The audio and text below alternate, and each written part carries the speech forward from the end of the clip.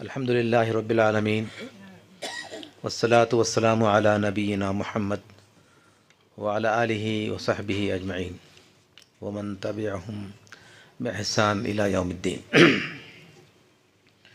حضرات علماء کرام اور عزیزان گرامی، ابنائے جامعہ کی نسبت سے کوئی بھی اجلاس ہو، کہیں بھی ہو، متعلقین و اساتذہ جامعہ کے لیے یہ باعث فرحت اور انبساط کا معاملہ ہوتا ہے۔ وہ اس لیے کہ ابنائے جامعہ حقیقی معنوں میں جامعہ کا اثاثہ ہوتے ہیں۔ جامعہ نام ہے اس کے مقاصد کا، اس کے اساتذہ کرام کا، اس کے ابنائے قدیم کا۔ یہ حسین و جمیل کیمپس، قطار در قطار عمارتیں، یہ جامعہ نہیں ہے۔ جامعہ ابنائے جامعہ کا نام ہے، اور جہاں بھی ابنائے جامعہ کی نسبت سے کوئی بھی پروگرام، کوئی بھی اجلاس منعقد ہو، یہ ہمارے لیے سب سے بڑی خوشی کی بات ہوتی ہے۔ اور میرے لیے آج ایک اور خوشی کی بات یہ بھی ہے کہ جامعہ دارالتوحید رحیم آباد میں مجھے شرکت کا موقع ملا۔ مولانا عبدالرحمن خان صاحب کی یہ ہمیشہ سی دعوت رہی ہے، اور میری بھی دیرینہ خواہش رہی تھی کہ یہاں کبھی حاضر ہوتا۔ آج جمعیت کے توسط سے یہاں حاضر ہونے کا موقع ملا۔ عزیزان گرامی، آپ حضرات بخوبی واقف ہیں کہ جمعیت ابنائے قدیم کے اغراض و مقاصد کے جو بنیادی مقصد ہے، اس میں اصلاح نفس، اصلاح ذات، تزکیہ نفس، یہ جمعیت ابنائے قدیم کا ایک بنیادی مقصد ہے۔ جمعیت اپنے ابنائے جامعہ سے یہ چاہتی ہے کہ ایک مسلمان کی حیثیت سے عموماً، اور ایک عالم دین کی حیثیت سے، اور حامل منصب نبوت کی حیثیت سے خصوصاً، ہم اپنے آپ کو پہچانیں کہ ہمارا مقام کیا ہے، ہم کس کے لیے برپا کیے گئے ہیں۔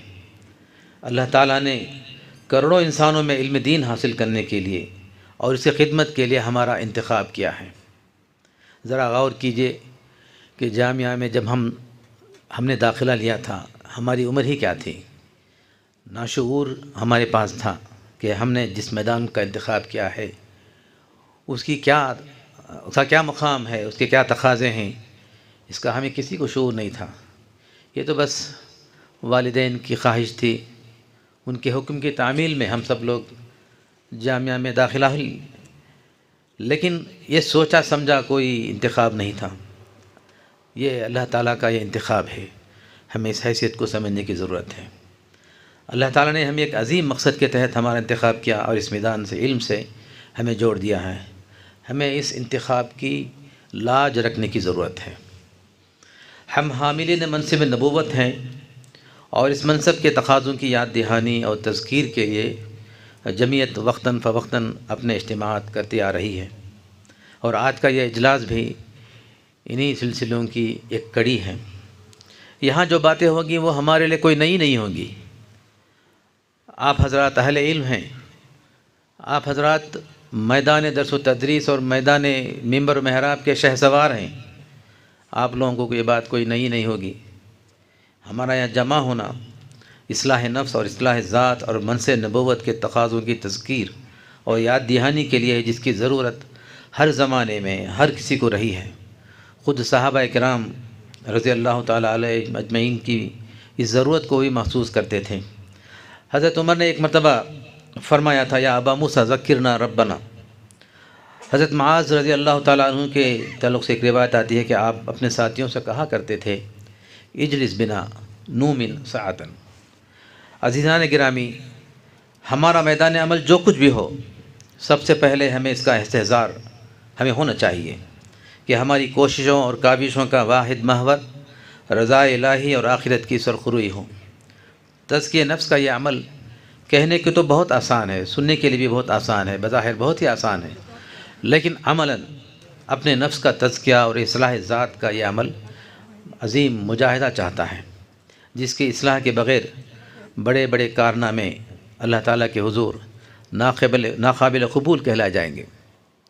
آپ کو یاد ہوگا کہ اللہ تعالیٰ کے حکم سے کعبۃ اللہ کی تعمیر کا جب حکم دیا گیا حضرت ابراہیم جیسے برگزیدہ پیغمبر کو، تو آپ نے سب سے پہلے تعمیر کی مکمل ہونے کے بعد قبولیت کے لیے دعا کی، ربنا تقبل منا انک انت السمیع العلیم۔ کعبۃ اللہ جیسی مبارک عمل اور تعمیر کرنے والے ایک برگزیدہ پیغمبر، لیکن ان کو بھی اس بات کی ضرورت محسوس ہوئی کہ یہ عمل جو میں نے کیا ہے یہ اللہ تعالیٰ کے حضور قبولیت کا درجہ حاصل ہو جائے، تو ہمارا کیا حال ہے، اس سلسلے میں ہمیں سوچنے کی ضرورت ہے۔ ضرورت اس بات کی ہم اس کی شعور کی شعوری کوشش کریں اور اس کے لیے دعاؤں کا اہتمام کریں، اور خود احتسابی کے اس عمل کا ہمیں ہمیشہ پورا استحضار ہوں۔ جمعیت کے اغراض و مقاصد میں اصلاح نفس کے بعد دوسرا اہم مقصد اصلاح امت ہے۔ جمعیت اپنے ابناء سے چاہتی ہے کہ حاملین منصوبے نبوت کی حیثیت سے ہم اصلاح امت کی فکر کریں اور ہر میدان عمل میں امت مسلمہ کی رہنمائی کے فرائض انجام دیں۔ اصلاح امت ایک وسیع ترین عنوان ہے جس کے مختلف شعبے اور پہلو ہیں۔ عقائد کی گمراہی کا معاملہ بہت حد تک انحطاط کی انتہا کو پہنچ چکا ہے۔ امت مسلمہ کی ایک بڑی تعداد اصلاح عقائد کے محتاج ہیں۔ ان میں سے تو بہت سے ایسے بھی ہیں جو کفر کے شرک کے قریب پہنچ چکے ہیں۔ عبادات میں جو کچھ کوتاہیاں ہو رہی ہیں وہ آپ سبھی اس سے واقف ہیں۔ اگرچہ کہ بہت سی جماعتوں اور جمعیتوں کی مسلسل کوششوں سے نمازوں کی حد تک ایک گنا ترقی ہوئی ہے، پھر بھی ایک بڑی تعداد اس سلسلے میں غفلت کا شکار ہے۔ رہا عبادات میں زکوٰۃ کا معاملہ، کافی حد تک یہ بھی قابل اصلاح ہے اور توجہ کے مستحق۔ گزشتہ 2 ہفتوں پہلے مجھے جزیرہ مالدیپ جانے کا اتفاق ہوا اور الحمدللہ عمری برادری سے ملنے کے مواقع ملے۔ جامعہ کے قدیم ترین فارغ مولانا عبداللہ عثمان صاحب، ان کے تعلق سے جو مجھے بات سن کر مجھے بڑی خوشی ہوئی کہ پورے جزیرہ مالدیپ میں زکوٰۃ کا نظام لوگ اس سے بالکل ناواقف تھے۔ زکوٰۃ کی اہمیت سے کسی بھی قسم کی واقفیت ان کو نہیں تھی۔ آپ نے مسلسل اور انت تک کوشش کی، تقریباً 1200 جزیرے پورے ملک میں ہیں، لیکن ان سب جزیروں کا آپ نے دورہ کیا، زکوٰۃ کی اہمیت واضح کی، اور ان کی کوششوں سے الحمدللہ آج حکومت کے وساطت سے ایک مرکزی نظام قائم ہو چکا ہے۔ یہ اللہ تعالیٰ نے ہماری ایک فارغ دین کی محنت سے اتنا بڑا کام ہوا ہے، اور آج یہ معاملہ یہ ہے کہ اب حکومت اس بات پر سوچ رہی ہے کہ زکوٰۃ کے اس نظام کو لازماً کر دیا جائے۔ اب جو ہے وہ آپشنل ہے، جو بھی جمع کرنا چاہیں جمع کر سکتے ہیں اور وہ تقسیم کریں گے، لیکن اس کے بعد ایسا ہوگا کہ قانون آنے والا یہ ہے کہ سارے باشندے جو ہیں اپنا زکوٰۃ پورے طور سے حکومت کے بیت المال میں جمع کریں گے۔ یہ اس کی جو سب سے بڑی جو اہم جو بات ہے، یہ کہنا چاہتا ہوں کہ اللہ تعالیٰ نے ہمارے ابن جامعہ کو اس کا ایک موقع دیا، جو 1935 میں جامعہ میں داخلہ کے لیے آئے تھے۔ آج ان کی عمر تقریباً 85-86 سال ہے۔ میری ان سے ملاقات ہوئی، کافی ضعف کی وجہ سے وہ کہہ بھی نہیں سکتے تھے، بات بھی نہیں کر سکتے تھے، لیکن ان کی جو خدمات ہیں اور سن کر مجھے بڑی حیرت ہوئی اور بہت ہی خوشی ہوئی۔ تو بہرحال معاملات کا جہاں تک معاملہ ہے، مسلم امت بحیثیت قوم اس پہلو سے بھی کوئی اچھی تصویر اس ملک میں پیش نہیں کر سکی ہے۔ معاشرتی، سماجی اور آئلی مسائل بھی کم و بیش انحطاط کے دائرے میں آ چکی ہیں۔ بہرحال امت مسلمہ بحیثیت قوم اپنے آپ کو ایک دائی قوم کی حیثیت سے اپنے آپ کو پیش کرنے میں ناکام رہی ہے کہ انہیں دیکھ کر غیر مسلم حضرات متاثر ہوتے اور اسلام کی نعمت سے بہرور ہوتے۔ آج ہمارے سامنے یہ اور ایسے بہت سے چیلنجز ہیں جو ہماری توجہ کے مستحق ہیں۔ ملکی حالات کے تناظر میں امت مسلمہ جن حالات سے دوچار ہے وہ آپ حضرات اس سے واقف ہیں۔ ملک کے حالات ایک انقلابی اصلاحات کا تقاضا کرتی ہیں۔ سب سے پہلے ہم جس ملک میں رہتے ہیں ہمیں اس کی تاریخ، اس کی تہذیب، اس کا ماضی، حال اور مستقبل کے اندیشوں کا گہرائی کے ساتھ جائزہ لینے کی ضرورت ہے۔ ہم دائی امت ہیں۔ آزادی سے پہلے اور آزادی کے بعد بھی ہمیں اتنی آزادی تو تھی کہ ہم برادران وطن تک اسلام کا پیغام پہنچاتے۔ اس سلسلے میں بحیثیت قوم ملت اسلامیہ کی جانب سے جو مجرمانہ غفلت ہوئی ہے، اس کے نتیجے میں اسلام کے تعلق سے برادران وطن کے ذہنوں میں اسلام کی ایک ایسی تصویر، ایک ایسی غلط تصویر سامنے آئی ہے کہ آج اسلام پر طرح طرح کے حملے ہو رہے ہیں۔ قرآن و حدیث پر، مآخذ شریعت پر، اسلام کے آئلی قوانین پر، آیات جہاد پر، غرض اسلام کے ہر شعبے پر اعتراضات اور شکوک و شبہات کا ایک سلسلہ ہے جو نہ کم ہو رہا ہے نہ ختم ہو رہا ہے۔